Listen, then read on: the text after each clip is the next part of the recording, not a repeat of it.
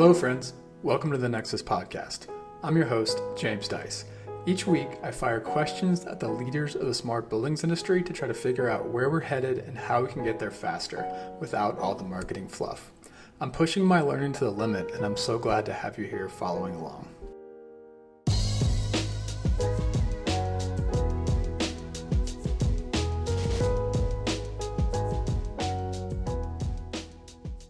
This episode is a conversation with Anto Budiardjo, CEO of Padi and collaborator on many industry initiatives and thought leadership that we unpacked as part of Anto's long background in our industry. Then we took a bit of a deeper dive into integration, specifically the challenges with it historically, how it's time for a new paradigm, and where the open source connection profiles initiative fits. And then finally, how Padi helps enable what we're all needing, which is interoperability. Without further ado, please enjoy the Nexus Podcast with Anto Budiardjo. Hello, Anto. Welcome to the show. Can you introduce yourself? Hello, James. I am Anto Budiardjo. Most people forget the Budiardjo part, just know me as Anto. I've been in the building space for over 30 years, and I've tried to escape a couple of times, but I'm still here. Yep. And you've been a thought leader in the industry for as long as I can remember. So first, thanks for that, for the leadership. I'm excited to have you on the show for that reason and for obvious reasons.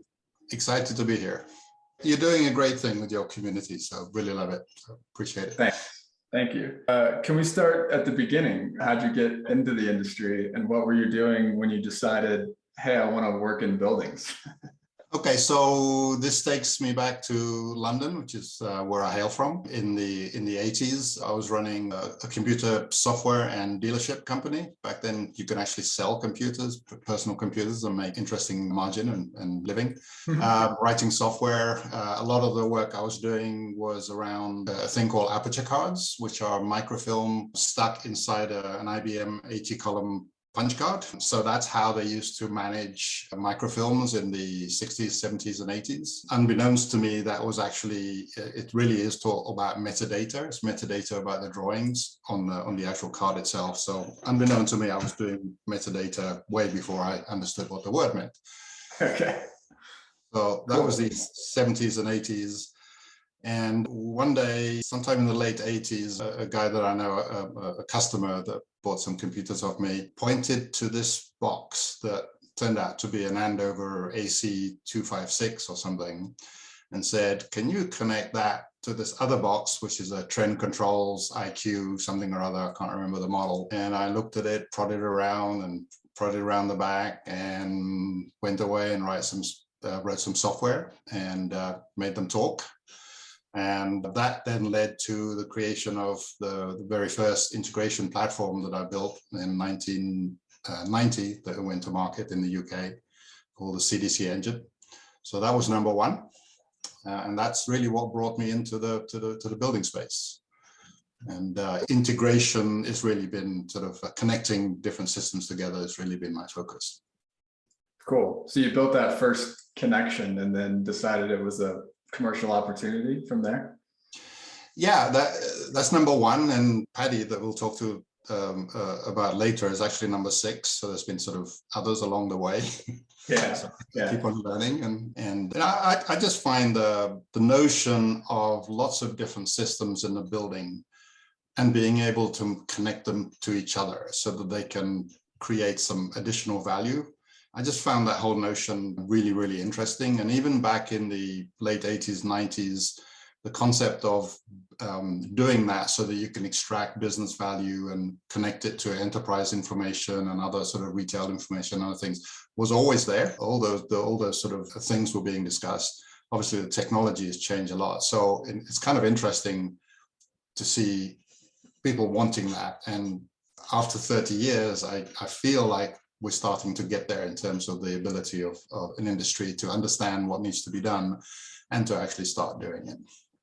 So, totally. 30 quick years, and we're almost there.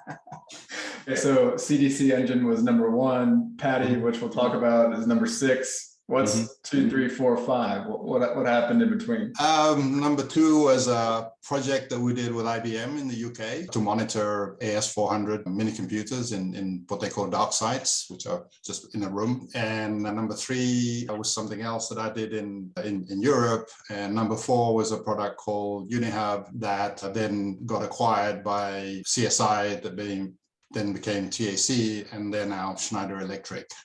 So that was the time that I came over, and a couple of other projects in between. I worked with Alper to help him on some of the sort of middleware stuff that he was doing, and that takes us all the way up to now with Padi.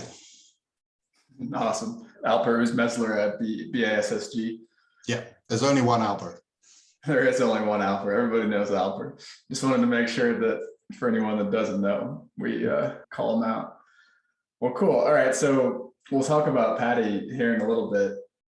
I think I'm wondering, just like beyond we're almost there, can you reflect back on all of these are all integration efforts, right? That's kind of the common thread in your career, is connecting devices. What was it like at the beginning, and then what's it like now, I guess? Well, just as the concept of middleware wasn't really well understood, and it was middleware that we were building back then. And back then it was all about using RS-232 ports as a way to connect to Andover and Trend and other systems. And I was listening to a podcast of yours talking about APIs and sort of the problems we have with APIs. APIs reminds me a lot of RS-232 back in the 80s and 90s, because my business partner will talk to somebody, and after about 5 minutes, the light bulb would come on and say, yes, I have an RS-232, so you should be able to integrate it, right? Yes. Well, no, it depends on the configuration, and it depends on protocols and stuff like that. So APIs are, to me, the modern day equivalent of RS-232. Everybody has it, and they're wonderful. Fundamentally, they're wonderful, but it doesn't in itself answer all the problems. So it's kind of interesting how that kind of thing sort of repeats itself over the years. And it's moving higher up the stack. Same problems moving higher up. Yeah. Interesting. So what are you up to today? I have this list of all the things from, I always creep on everybody's LinkedIn profile, but you're currently doing a lot of stuff. So there's Padi. We haven't talked about Monday Live yet. What's Monday Live for those that don't know, and how that gets started? Okay, so Monday Live is a child of the pandemic, basically. When back in March 2020, when we started to go into lockdown, I remember standing in my back porch as I was listening to the fact that Italy as a country was going into lockdown. I thought, this is crazy, right? How, and this is going to come to the US at some point, or some variations. And I was kind of, I couldn't figure out what to do with that information. Right? And so what I decided to do was start a Zoom call on Wednesday evenings, happy hour time, with a whole bunch of people that I know, a lot of people that are now Monday Live. And so we started this weekly chat on Wednesdays with a beer in hand, and just trying to sort of help each other get through the understanding what the pandemic was all about. And initially it was like, how do I go shopping and all that kind of sort of more like life stuff. And then we started to think to use that sort of conversations to think about what smart buildings, the relevance of smart buildings in COVID era. Right? So, and that kept on going on a weekly basis. And after a couple of months of that, we kind of said, wouldn't it be interesting if we took this format as just us chatting and put it in front of the public? Right? Cool. So that's basically how Monday Live got started. A couple of weeks after that, we decided to do it on Mondays at 3 o'clock because it needed to have a regular cadence. And that was Monday Live. It started there, and we've been going ever since, every single week, other than some holidays and stuff. But basically that's our format. And it sort of evolved. Initially, it was about having to deal with pandemic. Then we started to think about, what is this industry going to look like after the pandemic? And obviously this year, it's sort of, as we're I think we're starting to get out of the pandemic. We're starting to think about what the reality is, and and we discuss all sorts of things, including like supply chain problems that's going on right now that a lot of the vendors are having. So it goes in sort of many different directions, but that's really the thesis of it. It's just having conversations about the industry. Really cool. And I've been a guest a few times. It's fun to. I got interviewed by like 12 people at once. that was my experience. It was like, oh wow, these questions are coming from all over the place. So I think it's fun to get all those different perspectives each week. It's really cool. And those are on YouTube. People can go back and watch those if they want. Yeah, every single one's on YouTube. mondaylive.org is where you go. You can register for the live sessions, and there's a link to all of the YouTube videos. All right, next bullet point on your LinkedIn profile. Digital Twin Consortium. What's that all about, and what's your role there? So I've been monitoring the concept of digital twin for a while. I think a lot of us are kind of intrigued with the sort of the concept. Yep. The Digital Twin Consortium got started around about that time, the spring of 2020. And so I saw an email or a post or something about it, and it was soliciting membership, and I joined. Partly because during that time I was trying to sort of figure out what to do with the time, and they locked in, and I wasn't traveling and all that kind of stuff. All of that's going through. So I joined, and it's actually been quite an interesting journey with the Digital Twin Consortium. It's a pretty awesome group of people. It has big sort of hitters like Microsoft and Autodesk and GE. Digital and Lendlease and others. So there's a lot of sort of conversations about digital twins. And they actually break it down into different vertical working groups. So there's a working group on infrastructure, which is the one that attracted me most, that talked about infrastructure and buildings. And then there are others to do with aerospace, for example, and manufacturing. But that was the start of that. As part of doing that, I kind of realized that digital twin in many ways is nothing but a giant integration problem. Yeah. We're not talking about the systems in a building anymore. We're talking about all systems, whether it's smart cities or transportation or whatever. It's actually the same problem. You have all of these different systems that need to interact with each other. And that's round about the time that we were sort of working on the connection profile stuff, and I know we'll come back to that. And so I decided that I wanted to inject that into the Digital Twin Consortium conversation as a way of solving that particular problem, or the integration problem in that space. And in the process of doing that, because the Digital Twin Consortium is an open forum, right? Everything has to be open. It kind of accelerated us putting the connection profile mechanism into open source. So we're still working through that, but that was kind of the decision of actually taking the connection profile mechanism, putting it in the open source, so that anybody can ultimately use that mechanism to do integration.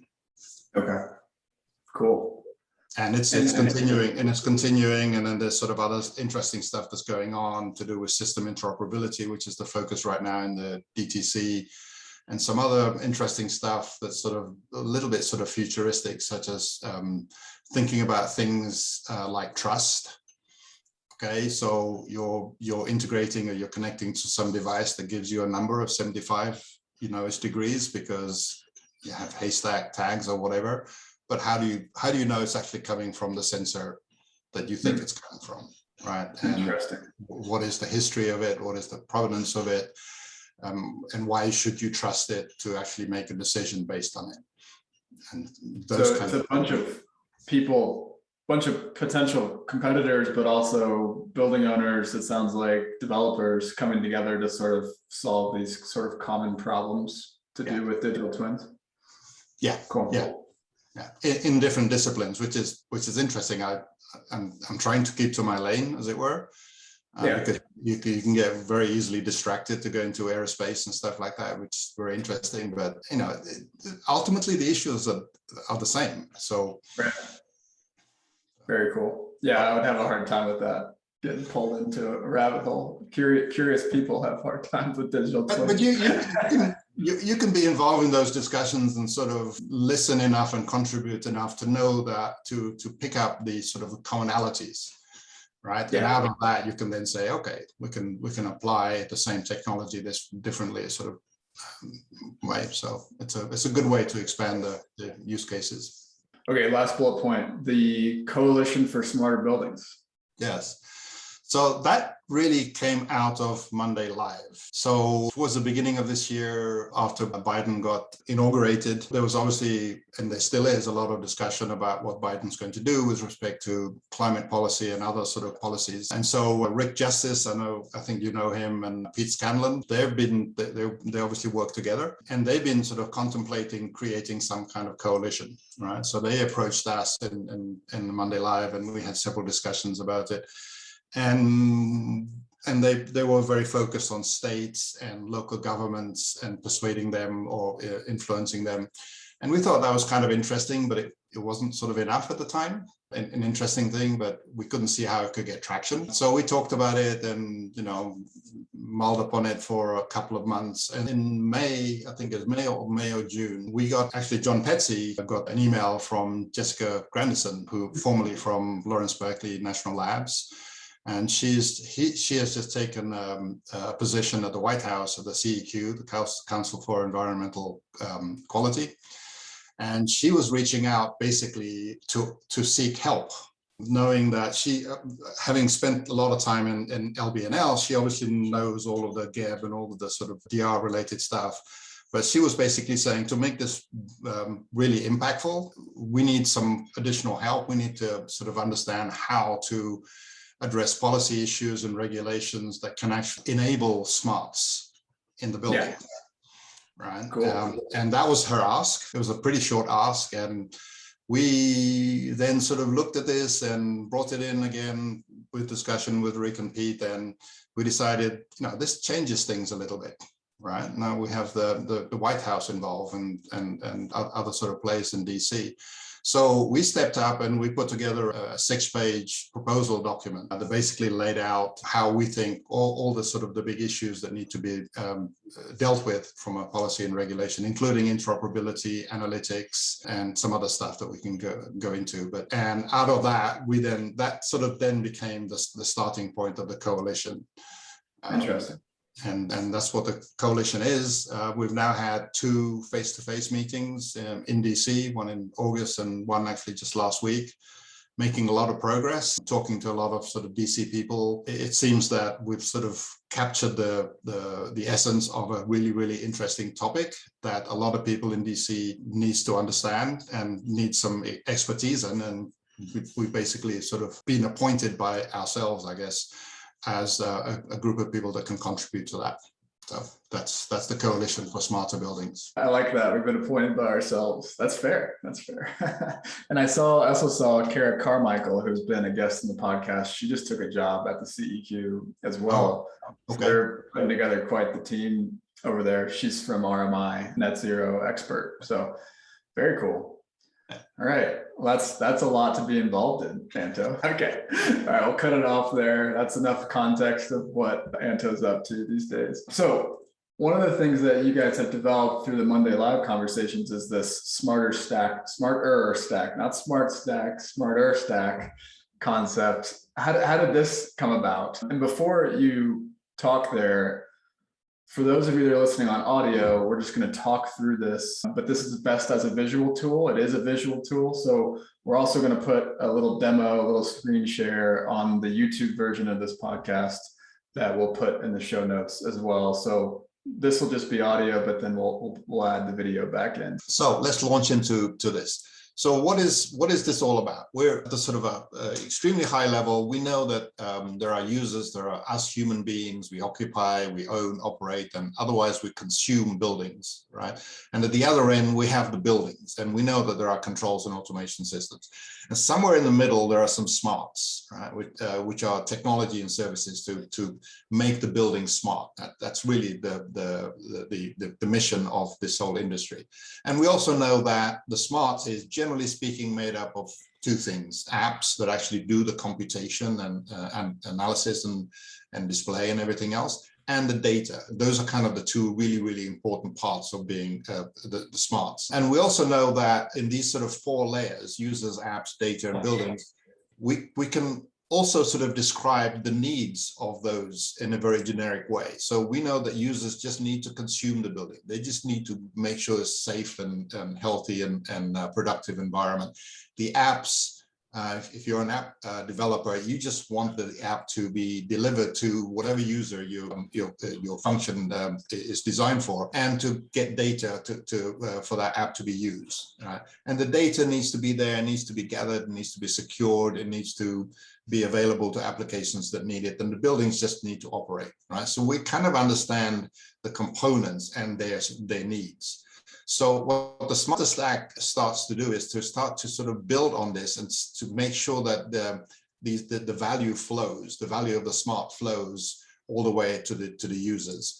So the first realization that we had is that there's really sort of not one group of users. You know, there are many different types of users, but if we try and split it into sort of broad groups based on their needs, there's really two. There are those individuals or people or organizations that are interested in the purpose of the building, right? So here we're talking about building owners that, whether they want to make profit or operate their hospital or whatever. The managers, meaning sort of store managers, kind of individuals, and not me going into a shopping mall and wanting to buy a pair of shoes. That's me. There's a purpose always being in play there with these types of users. And then there's a second group of people that are more focused on the operations of the building, thinking about facility managers, maintenance people, even janitorial kind of services. So they actually make the buildings be able to be consumed by those that are actually wanting the purpose. So that's kind of one realization. The other realization down here is that from a building's perspective, there's the physical part of it, and then there's the automation part of it. They're very different. They have different dynamics, different lifetimes, et cetera, et cetera. So we separated those two out. I think that's pretty obvious to people. And in the smart part, in the middle part, we basically split it into four. We said right at the top, there is a delivery layer, right? So this is talking about how the smart is being delivered to the users. So this could be talking about an organization such as a system integrator or a managed service provider, or it could be talking about technology such as single pane of glass and mobile apps and other things. So there's a kind of a delivery layer that's needed for the users to consume everything underneath it. Then there are the apps, probably the best understood, so I don't need to spend that much time on that.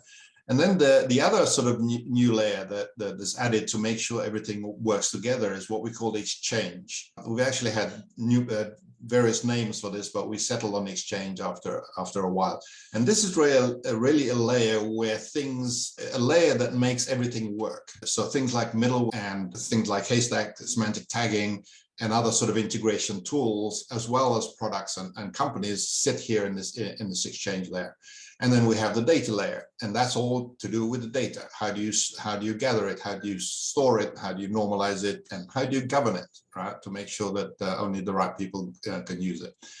So this is basically the smarter stack, this 8-layer stack that starts with purpose, going all the way down to the physical of the buildings. Those of you that read Simon Sinek know about this concept of starting from why. The notion here is that a lot of people, when dealing with tech, really focus on the what, right? As we typically do, writing the application and doing the data management and everything else.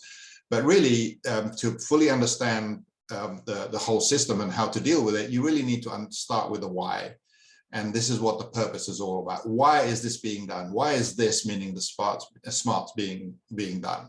And then there's the how, which is how it's being operated and how it's being delivered, and then everything else, the what's, right? So this sort of maps to that sort of Simon Sinek view, which is very interesting. So the way we see this smarter stacks being used is that we use it as a backdrop. So in other words, if I'm trying to explain product X, I just need to put it there and we'll automatically know that it's an app, right? We don't know at this point what app it is, but we know it's an app.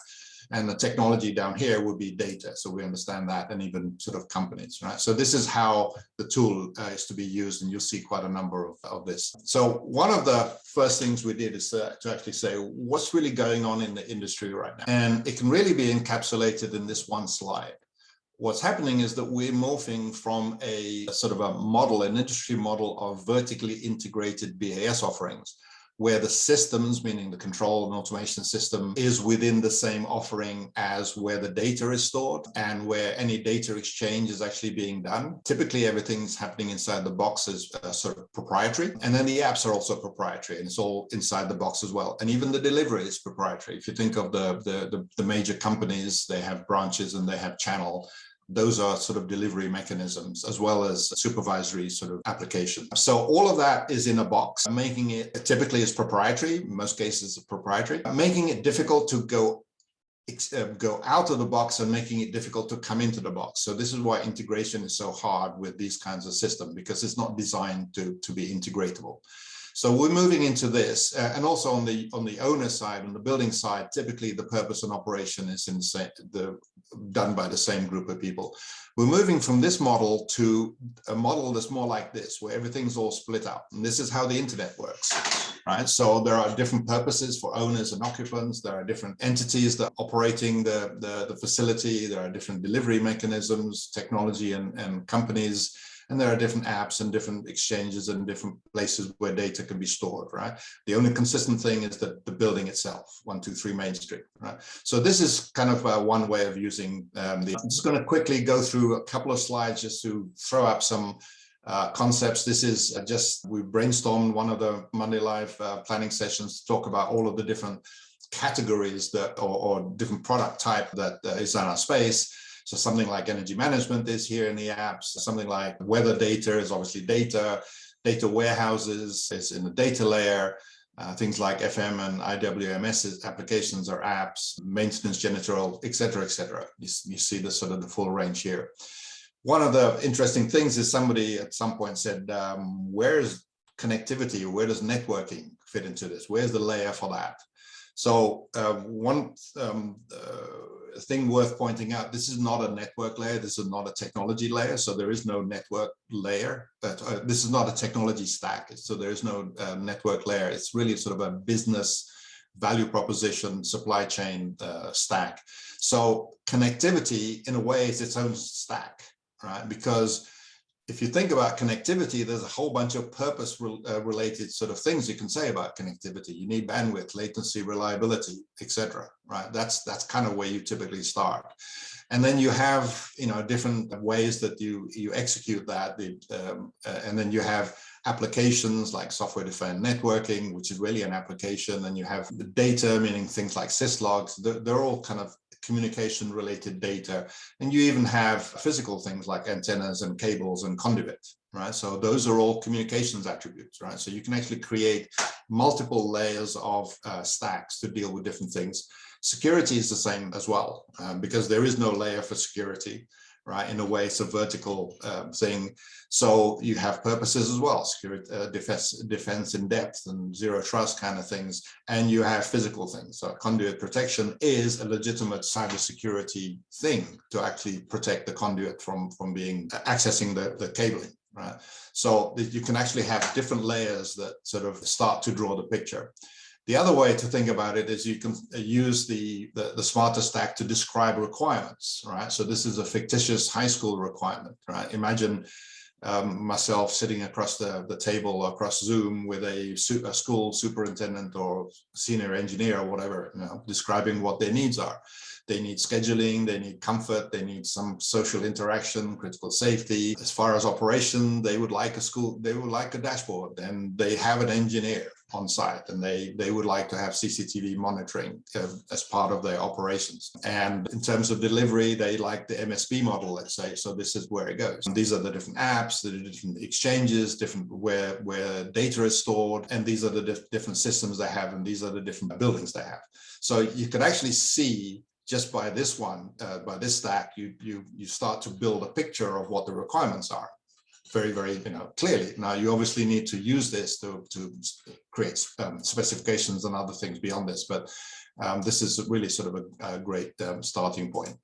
One thing I want to comment on the use of the smarter stack is that perspectives matter. The stack looks different depending on who you are. If you're a building owner, if you think about it, a building owner thinks about the purpose of why he or she has that building, right? And he cares about the operation, And the lower down it gets on this stack, the less he kind of cares about anything, right? Whereas a middleware kind of person would think about it from the exchange perspective. He cares about how the data is being used and how to get at the data and maybe how to communicate to other middleware. Right. So depending on where you are, you have different perspective. These are different standards and technologies. Again, this is rough and I don't want to spend too much time on it. And what I want to do next, well, I want to give some time for some discussion. I want to show two examples. One is an example of actually my company, Padi, of actually using the stack to explain the product. Right. And then we'll go to another example of actually using it on a real site. So this is Padi is my company, and this is our smarter stack to explain what we do. Doing this to, as an example of how to use the smarter stack. We have a Padi store where you can buy apps. Right, that's kind of the way it works. We don't create any apps. We provide a mechanism for all of you guys to create apps that can then go into the Padi store. And Padi itself is a cloud-based platform, so it sits on the delivery level. What we do is these are kind of the purpose of using Padi: single sign-on, creating dashboards and collaboration, etc. It's kind of, and we're using this. Another convention of the smarter stack is we're using the solid box to indicate what we do. In this case, Padi, our offering, and we're using the dotted line to say this is what we expect other people to do, partners. Right. So these are what we deliver in terms of the operation. These are the people that are going to use the product, that we expect to use the products. They're obviously not us, they're all dotted. And the delivery, again, system integrators and consultants, they're the type of people, and these are the type of technology that we enable using Padi. And on the other side of Padi, there's a thing called connection profile, which is an exchange layer. It's a system to system interoperability mechanism. So we then work with different IT kind of standards, and we enable protocol and semantic standards to work through this mechanism. The data, from our perspective, we don't care where it is. The systems, we don't care what they are, and the buildings, we don't care what they are. Right? I mean, we care a lot, but it works. It's designed to work with multiple scenarios. So that's kind of one example. The other example I'm going to jump into is a fire station. This is actually created by Pete, who I don't see on the call here. Are you here, Pete? And so this is done retrospectively. So this was actually done 3 years ago. This was the original sort of document that describes the goals and what the pieces are. And what Pete did is to put it on a stack. So this is what it looks on a stack. The smartest fire station. This is the base fire station. These are the objectives that they had, the purpose they had. These are all the different pieces of that, the different areas of that fire station. These are the different systems that are involved. There's a 75F system that is displayed here that goes all the way up to the apps layer. It uses Haystack inside of it. There's an EMIS system that's put on the other side, and it uses Voltron, which is sort of focused on the data and exchange layer. And it has an FDD app that's using SkySpark in this stack anyway. And the delivery, there's a direct channel in delivery, and in terms of the interfaces, this is done using a single pane of glass. And this is how the operations is done. The city does most of the FM operations and this remote management. So this draws a sort of a really clear picture of what's going on. So how did this come about? So going back to the sort of the conversations we've been having for the year and a half in Monday Live, a lot of those discussions have been trying to rationalize all of the different technologies, the products, the companies, and the people involved and coming in and out of the industry, right?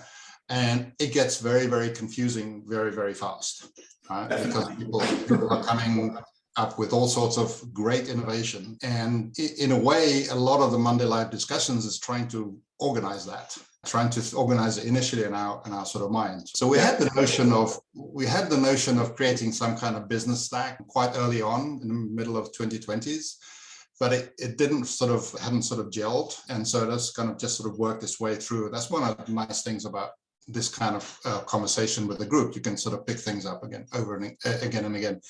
And so when the coalition started to come together this year, spring, early summer, we now had the coalition as a sort of a potential vehicle to channel some kind of messaging about how to structure something.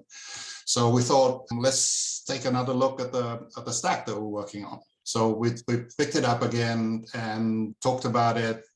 We made some changes. There's one of the layers was not there in the original one. It's actually very, very important. It's actually the topmost layer.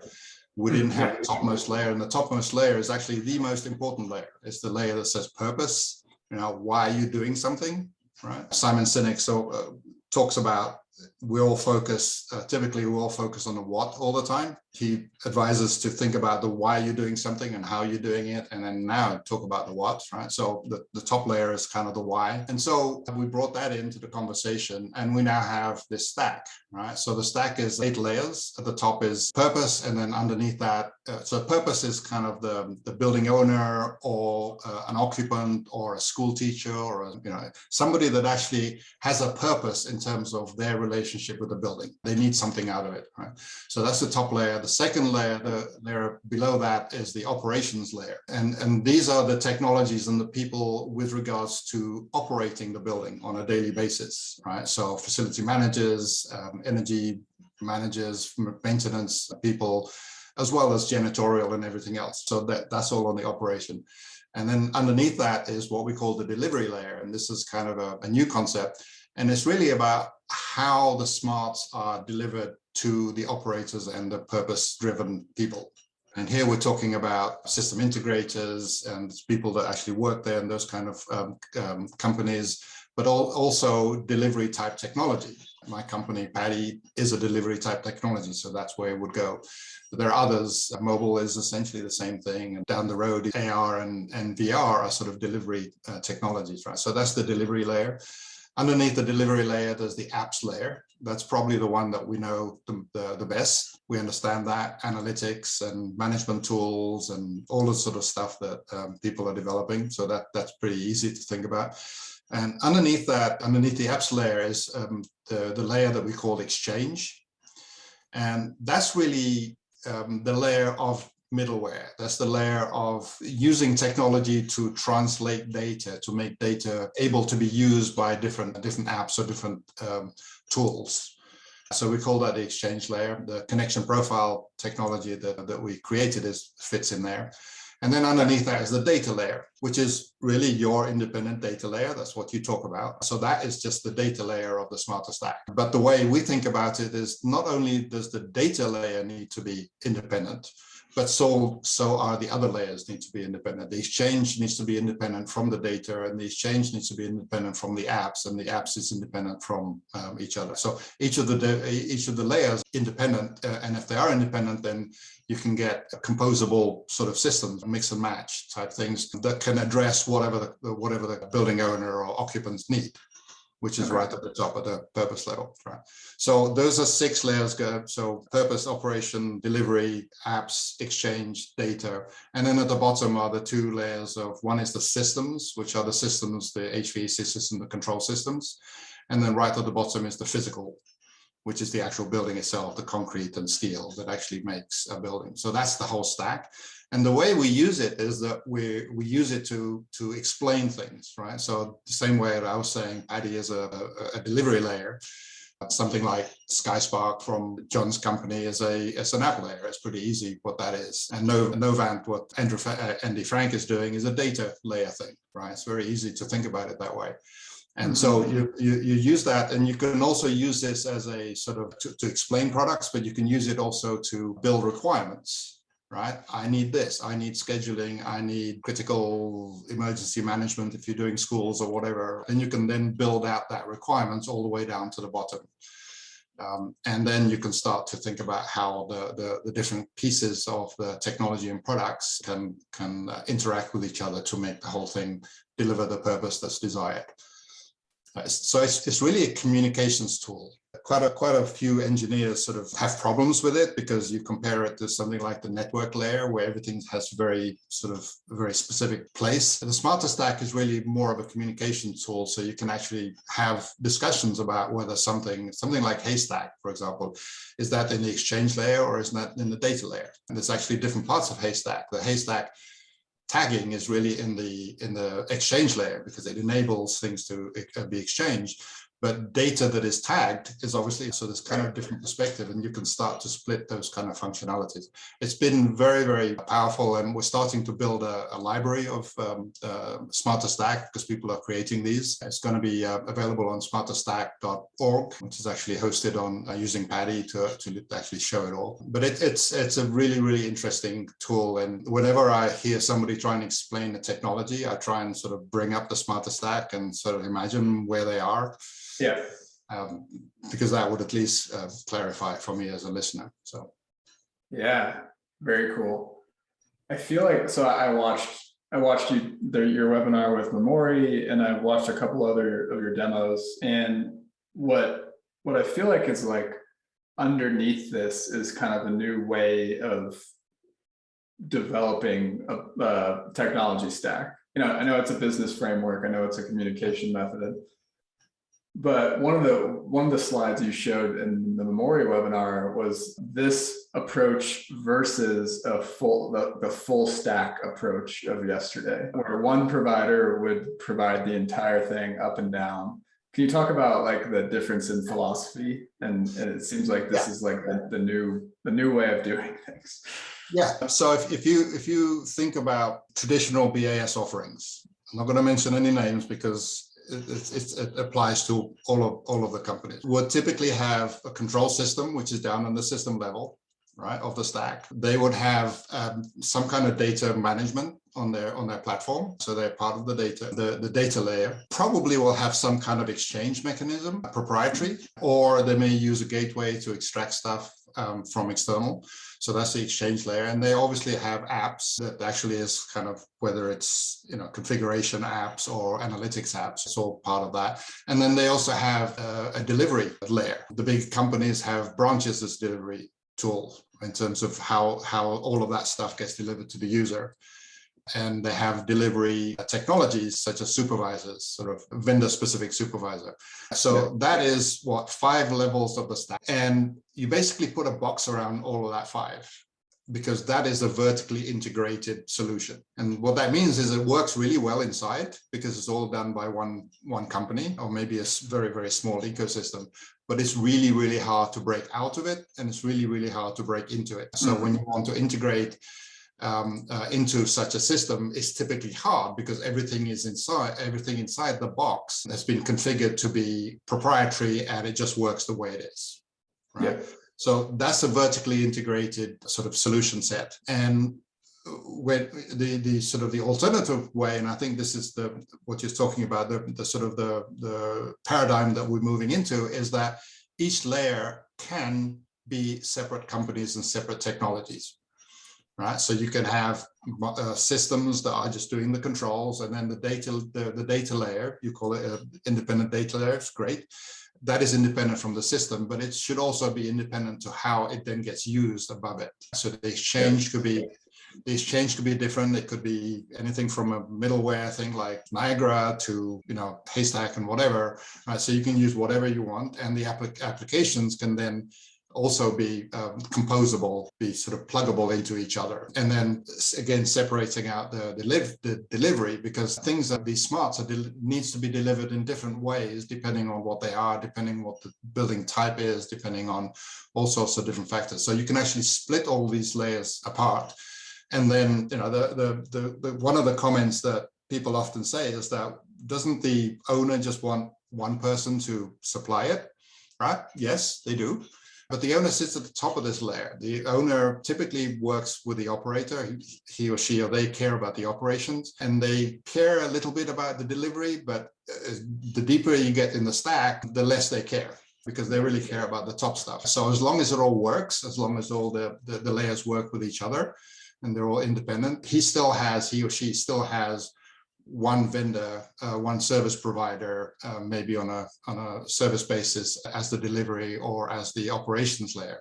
So we take something like JLL, they're more sort of in the operations layer.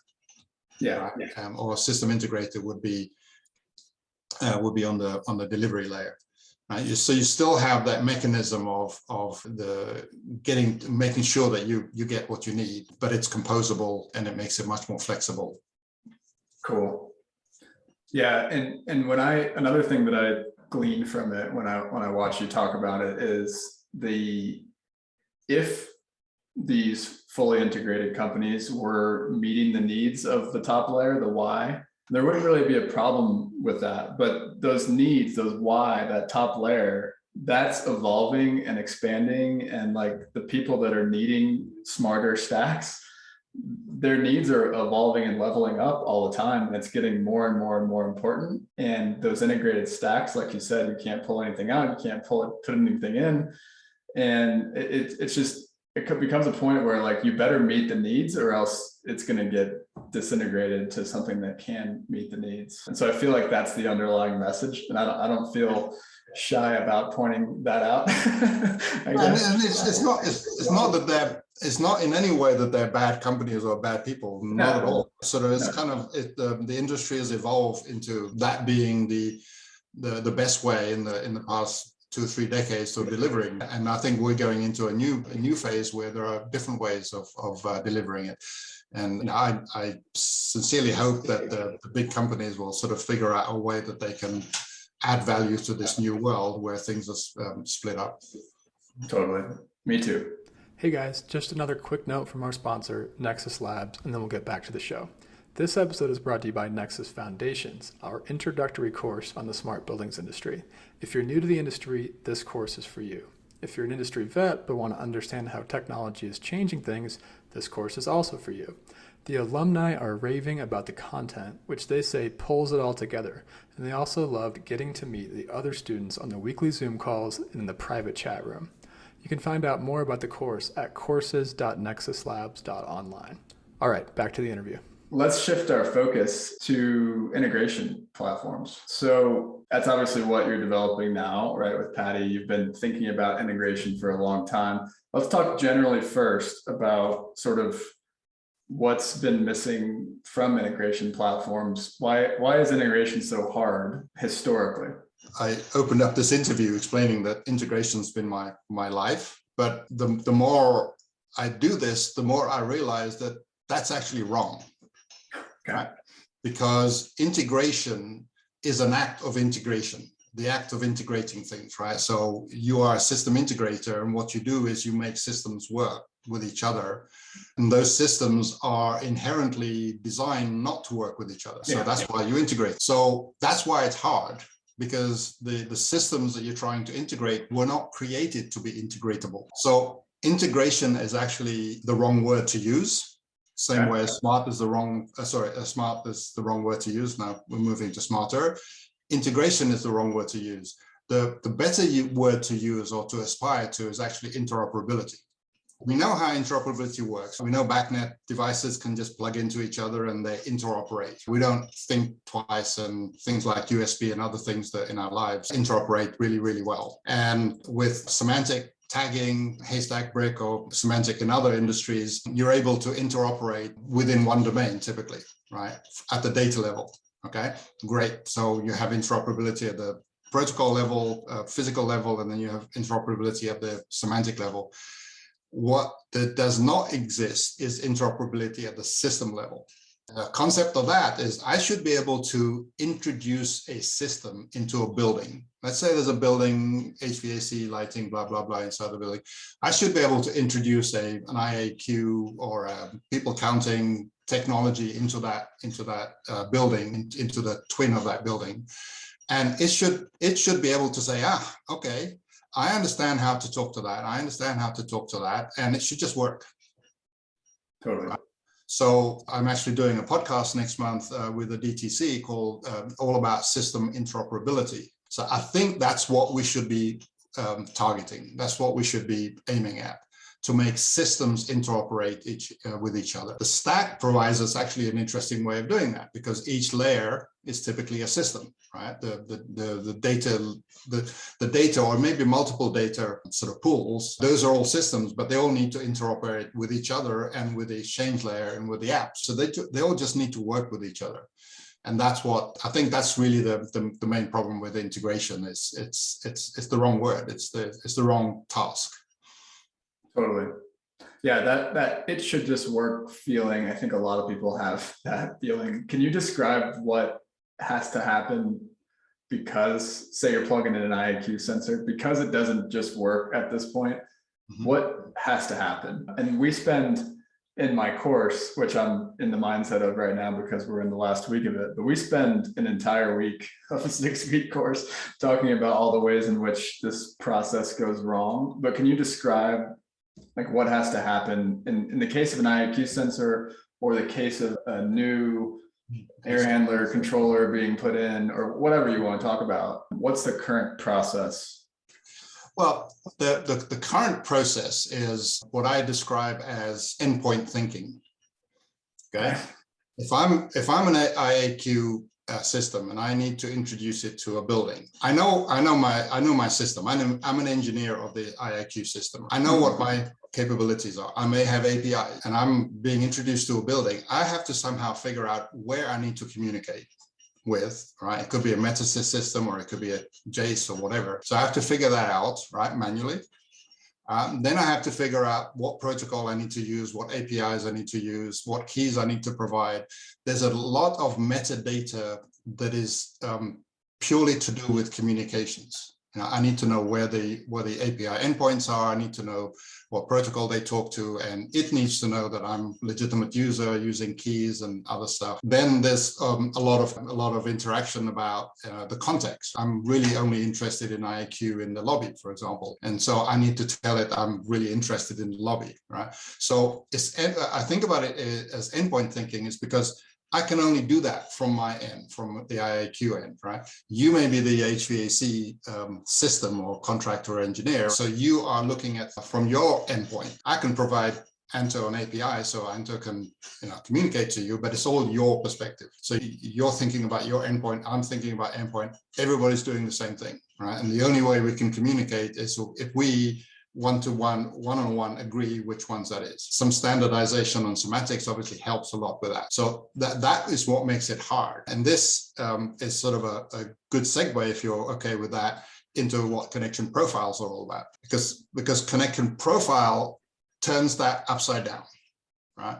Because connection profile isn't a profile about an endpoint. It's not a profile about me, the IAQ, or you, the HVAC. It's a profile about a connection of, in this case, how an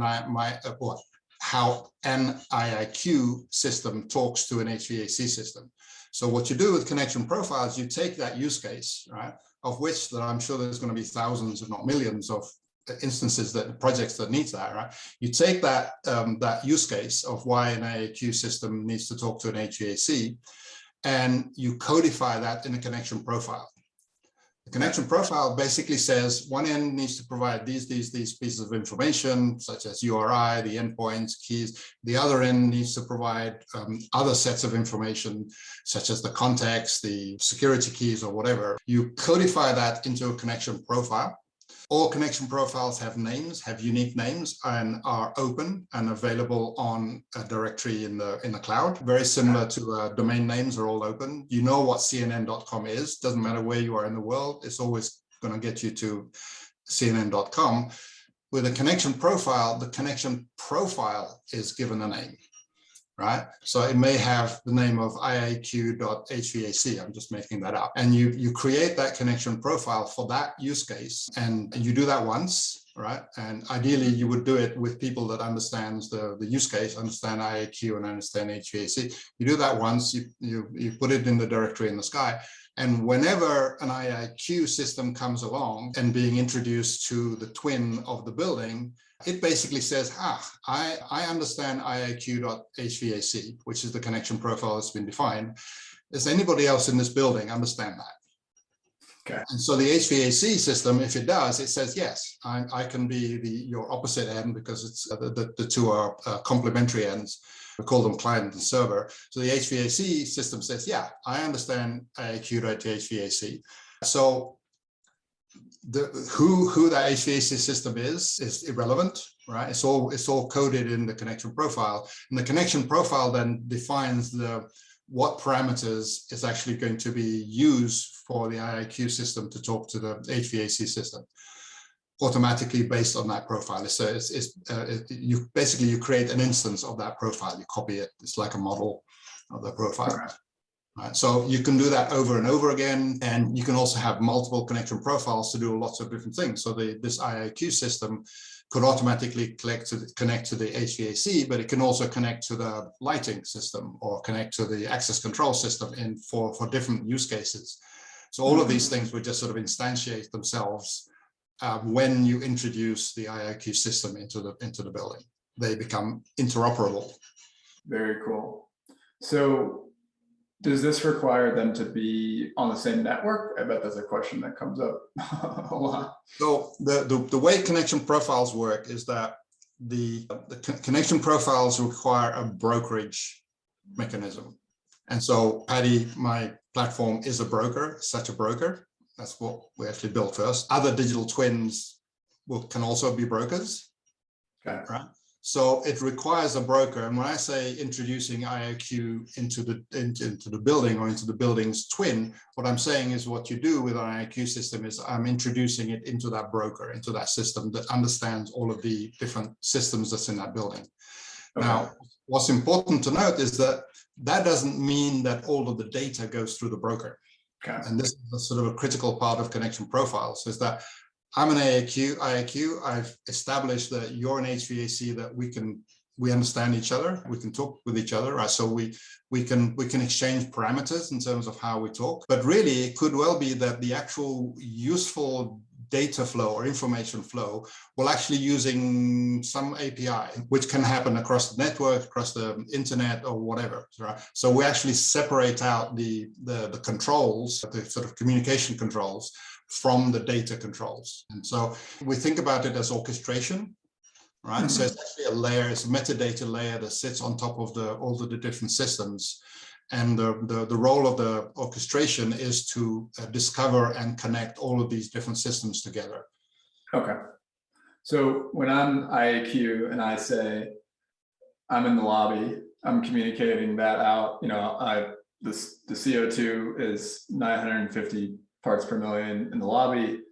And then I'm the HVAC company and I'm saying I have a zone in the lobby. Like, is it that? And then some sort of middle system needs to say, well, your lobby and your lobby are the same lobby. How does that piece of it work? It starts getting geeky and complicated. It kind of depends on the structure. Really, connection profiles think about it as the main place where it works is in the initial installation and discovery. I install the IAQ into the building, meaning into the building's twin with a broker. It then says, okay, we can connect to the HVAC. And then the profile defines how that communication occurs. And so the connection profile isn't concerned with a particular piece of data that's going from IAQ to the HVAC. The connection profile is just managing the connection between the two and between other entities. So something like a global data model that connects those two pieces of context that would live elsewhere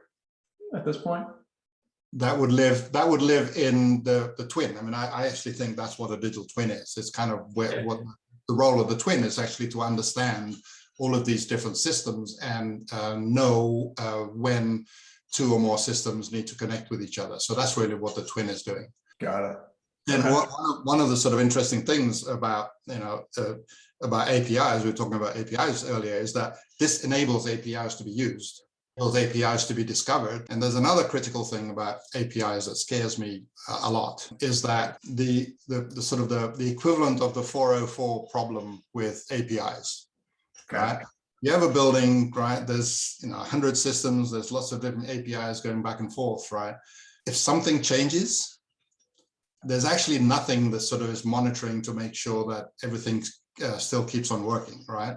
When a URI changes, if a server is maintained or something and the URI gets changed, all of the clients of that API will break because it no longer works, right? Or if the API key is changed, the same thing will happen. Connection profile stays there in the building forever. So it's monitoring and orchestrating the connection in real life forever, right? So if something changes, it can actually distribute that change instantly.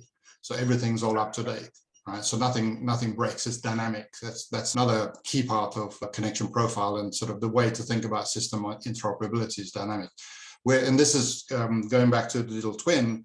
this is where I find some of those sort of use cases interesting. I'm working on use case of basically automated factories, right? Where you have sort of automated forklifts moving around, moving stuff. And they're obviously concerned that these are not driven by humans, so we don't want them to run over people. So we're using the connection profile mechanism to monitor all of that and monitor use cases like, okay, so what if the forklift breaks and you rent one from Hertz or whatever the equivalent is? So that's going to come in. It has no knowledge of that factory. It has no knowledge of the owner. But if it had this sort of level of metadata about trustworthiness and other stuff at this sort of metadata connection profile level, then it can just hop in immediately the minute it drives into the manufacturing floor and actually self-discover itself. So it's all designed to be dynamic. Okay, so am I thinking about this right, where the digital twin has the sort of metadata that's related to physical systems, how they interact, that type of thing, and then the connection profile has communications level metadata, and they need each other to continue to function? To me, the way I think about it, and I know people have different views on what digital twin is all about. I fundamentally think that if digital twins are fundamentally an integration challenge, then the most pressing problem is how to make things work with each other. And therefore, connection profiles, a collection of connection profiles, is basically what a connection of connection profiles between nodes that are virtual representation of physical things. That is really a digital twin. I love how I'm just like learning out loud here. So hopefully people find this helpful. I feel like I'm asking really basic questions, but what would be an example? So we used IAQ and HVAC. So what can you, maybe this is even too long of a list to describe, but what would be in this packet of information that is the connection profile? A connection profile is usually pretty brief. Okay. It's just a document. There's no code or anything. It's just a document. The basically says the connection profile, this name X, right, was created so that system A can talk to system B to do X. Right? Okay. System A could be a IAQ or something else, and system B could be something else. It doesn't really matter what they are. And X is a purpose, right? A purpose could be to provide indoor air quality data, or it could be providing whatever, right? So okay. the connection profile has that sort of use case driven thing, connecting one to another to do something.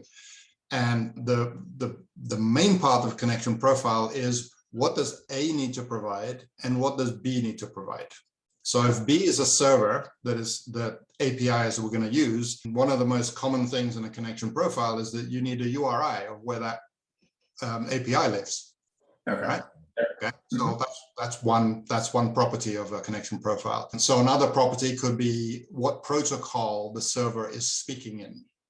Because it could say, you know, I can do JSON if you want, I can do XML, I can do whatever. So that could be another property that the B system has to provide. And it could provide some others, but you know, those are kind of two critical ones. The other end, A, is going to consume that API. So typically you need an API key. So the API key is then a property that has to be stored in the client side. And another typical use is that you may need the context, right? So the context ID or some kind of naming convention needs to be provided by the client, by A. So that's just two on each side, the API key and the context on the client side, and the API endpoint and the protocol on the server side, right?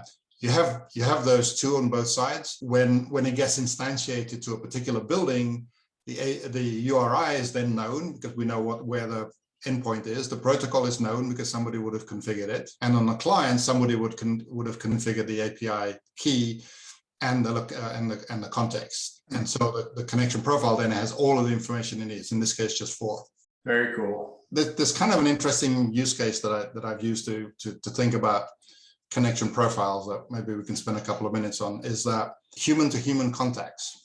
You have a contact database on your laptop or whatever computer, and It's a database that you maintain, that you keep track of, and it has my name in it somewhere in it because you've emailed me. I know you have my name in your contact. Right?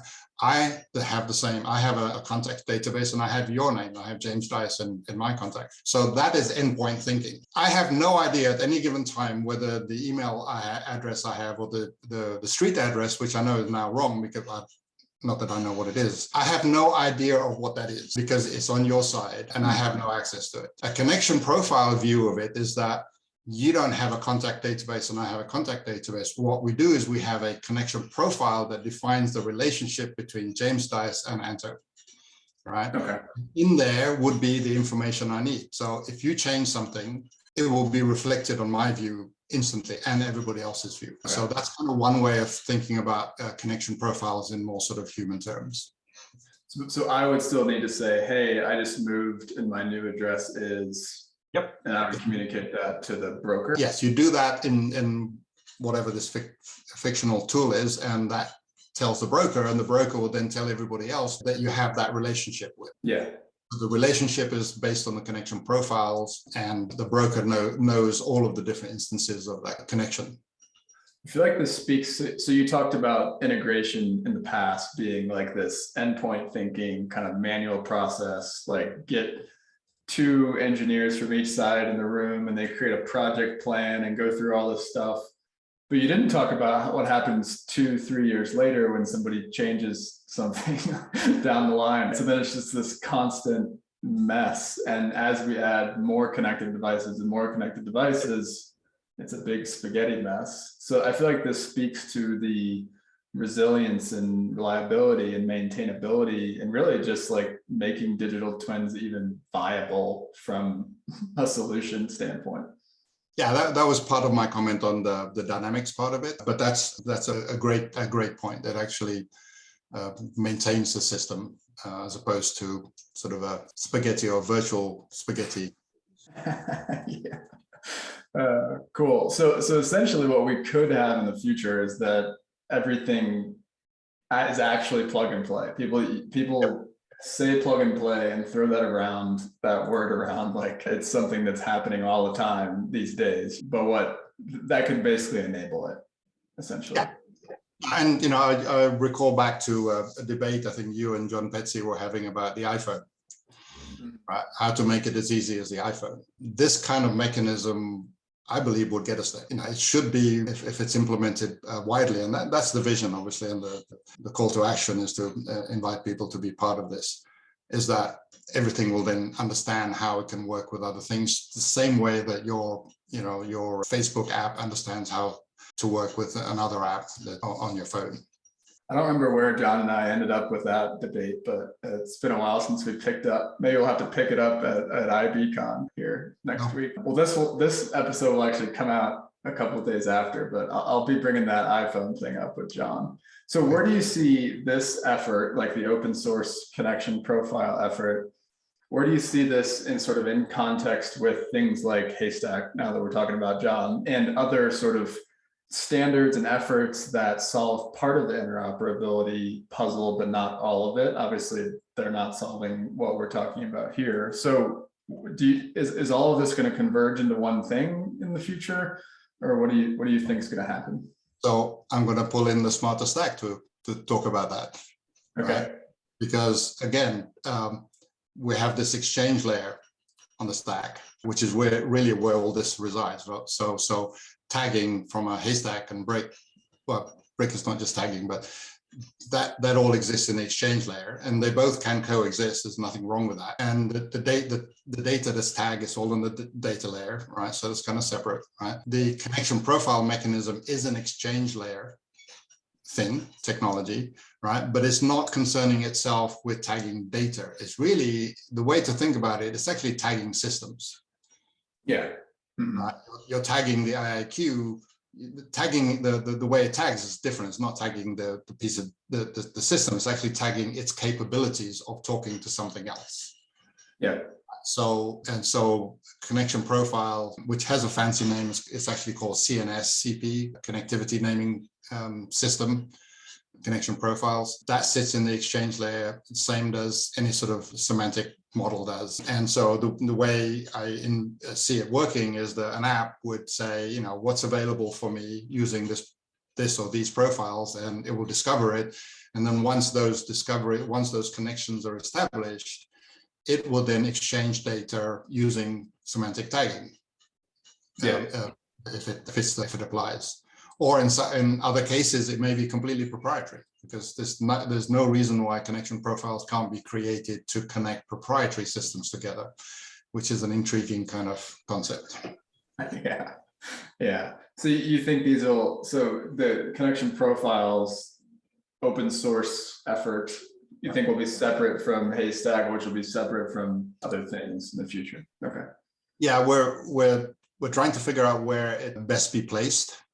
It started life in the Digital Twin Consortium, which has been great from an application perspective, application discussions and use cases. That's really great, but it really needs to morph into real sort of open source code sort of contributors. So we're seriously looking at Oasis as well as the Linux Foundation as being the home for this. It has a sort of intriguing similarities to Kubernetes. I don't know how well you know Kubernetes, but Kubernetes orchestrates VMs and VM sort of components, right? So that's what Kubernetes does. Connection Profile orchestrates integration in much the same way. It's kind of a layer that sits on top of the actual work itself. Cool. Yeah, I believe Kubernetes has come up on the podcast a couple of times. Cool. All right. So where does Padi sit in relation to connection profiles? So I think we talked about it a couple of times, but Padi, the company, separate then connection profiles, the standard. So Padi is cloud-based aggregator of user interface. So if you think of the old sort of integration problem or the integration products and all of the ones that I've been involved with before and others, there's always two parts of it. There's how do you integrate the UI? In other words, how do you integrate these different systems so a human being can consume it in a sort of organized way? And then how do you integrate or connect all the different systems together? There's always been the two things, right? So the connection profile is the latter. It's how the systems connect with each other. So Padi implements connection profiles as part of what it does. The other part of Padi is the UI aggregation. And the UI aggregation in Padi is also different and very unique, because we decided on the approach that we want to do integration in the age of the internet. So the way we're integrating the UI on the Padi side is we're integrating basically HTML UIs. Right? So if you have a system that provides HTML UI of some sort, dashboards or management tool or whatever, that can plug into Padi. Okay. Directly, and you can organize it. There's lots of ways you can actually organize it, and make one UI next to the other UI that normally wouldn't connect together, but because they are both in the lobby, you actually need both of them, so you do that. And so all of these we think about them as apps. So each system is an app. So with Padi, what you do is you install apps, and you install apps at a particular context. So for example, in a building, you'd create a tree, or ultimately you'd be able to pull in a BIM database that will actually create the hierarchy of the buildings, floors, rooms, whatever. And then you would put an app pertaining to the IAQ system in the lobby. And then the way you do that is you would install the IAQ app on the lobby object in Padi, and then it would know where it is, right? So the IAQ app will then know that it's in the lobby, so that when you then install another app next to it or underneath it or somewhere, you're installing HVAC app or a dashboard app, it will be able to communicate to the IAQ app using connection profiles, and Padi manages all of that. So all of these different apps in the sort of complex hierarchy of a building can talk to each other using connection profiles. And that's, I go back to the words that I use. You introduce an IAQ into the lobby, right? It will then say, I'm here, I'm in the lobby. Is there an HVAC system that can provide me a certain amount of data? And it will do that. And the Padi will discover that the two should connect. It will actually connect them. It will actually instantiate a connection profile instance, exchange all of the data, all of that in a plug and play manner. And then the user then has a single sign-on, that's what I was going to say. can consume all of that information, maintain dynamic and everything that we talked about. So there's the ability to log in to pretty much anything that has an HTML interface in the building, outside of the building. Yeah, and I'm sure a lot of engineers out there are sort of saying, asking how do you deal with security and credentialing and things like that. We've created an app framework that is very flexible in terms of being able to accommodate different types of credentialing sort of requirements of different apps, different applications. So that's kind of how we do that. And all of these apps end up in the Padi store, which is, it's not an app store because I'm not allowed to use those words. I can see you hesitating. For those of you that don't see the video right now, Anto was about to say App Store and he hesitated for like 5 seconds there. Okay. But it's a store, it's a Padi store, it's actually what it is. And so in the Padi store, you can buy apps, I can say that. But you can also buy data, if you think about that, right? So if there's some data in the data layer that may be there because somebody's invested a lot of money to gather the data or for whatever reason, and they actually want to monetize that, we can actually use the Padi store and the sort of the app mechanism to pay for data using connection profiles. Very cool. I mean, what's striking me is that now we're talking about is like Padi's the digital twin aspect of what you talk about. So it's not just the broker, it's also the metadata as well and the UI. Yes. No data, no apps. No data, no apps. Okay. No fundamental systems. We don't do any of that. And that's sort of one of the interesting things about the Smarter Stack is that quite often I show the Smarter Stack to somebody and ask them, you know, what does your product look like? What does your offering look like? And the first thing they do is they draw a vertical box. Yeah. And say, I do this, I do this, I do this, I do everything, keep the customer happy. I think that's an old mindset. Yeah. And so from my perspective, Padi is at the delivery layer because we deliver all that to the users. The Padi store is obviously on the app layer, right? And the connection profiles on the exchange layer. That's it. We have nothing on the data layer or anything below. And that's for other people to bring their innovation. Very cool. Well, people can check out the YouTube video for, I'm sure we'll have a slide on where Padi and everything else fits. Anything we left out on Padi? I feel like there's a lot more that maybe we could dive into on a part 2, but for time, we should wrap this one up. No, I think that's a good place to stop. All of this, and we've been working on Padi for about 3 years, so the UI part of it is pretty solid. The smarterstack.org, which actually is a library of SmarterStack, actually uses Padi. So when you go there, it allows you to log into Padi and you see all of the libraries.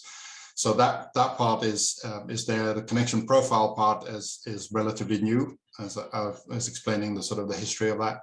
So we're working through that, but it is functionally there in Padi as well. So that's where we are. We're in the process of going to market with this. Cool. Well, I'm sure you'll get people reaching out as a result of this. It seems to be the effect after the podcast. So, all right. Well, this has been fun, Anto. I'm glad we finally got this on the calendar and got it done. Thanks so much.